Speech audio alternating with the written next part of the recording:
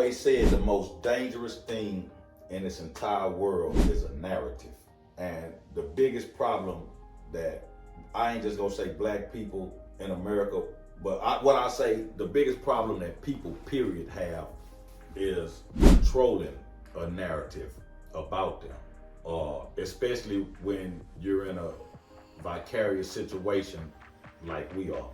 You know, people control what is said about us all around the world. So when you control what somebody think, when you say control what is said about somebody, then you control how the person is viewed through what lens, what their image is. Man, for real. So that's why Black Lives Matter, and that's why people feel like there isn't any worth or value of a black life, because white people have went all over the world telling people that niggas in America ain't shit. They ain't worth shit.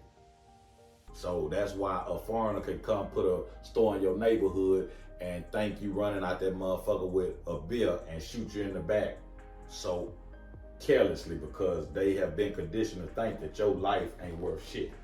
You know, we've been battling one narrative that my generation had to battle, that white folks planted this seed, and that's what motherfuckers do. They plant seeds. They do this tactic still works today, but the narrative that we had to battle was the average black male won't make it over 21 years old. So what that did is stigmatized us, and my nigga, I ain't gonna make it to 21 anyway. I ain't had no goals past 30, past 25. I'm like, this is all, you know what I'm saying? Nigga, fuck it. I'm finna go all the way out with it. I'm finna go hard with whatever the fuck it is I do.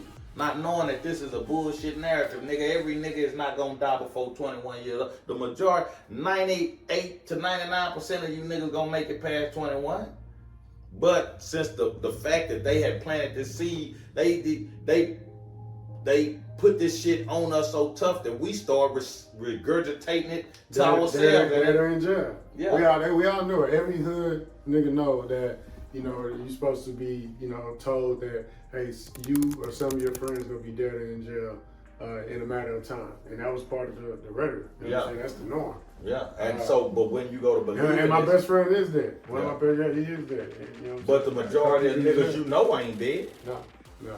I lost. But think of this: the majority of niggas you know ain't dead, but the majority of niggas that you know, if you think back to then, they was living and doing shit like they was gonna die or end up in jail any fucking way, and they wasn't prepared. So even if you didn't die in jail, you still wasn't prepared for the life that you was gonna live past that. You wasn't being smart about the decisions you was making. You was making fucked up decisions. So now when you get in your 30s or 40s, now you trying to catch up with motherfuckers who been preparing. Their parents have been preparing them since they was kids, teenagers.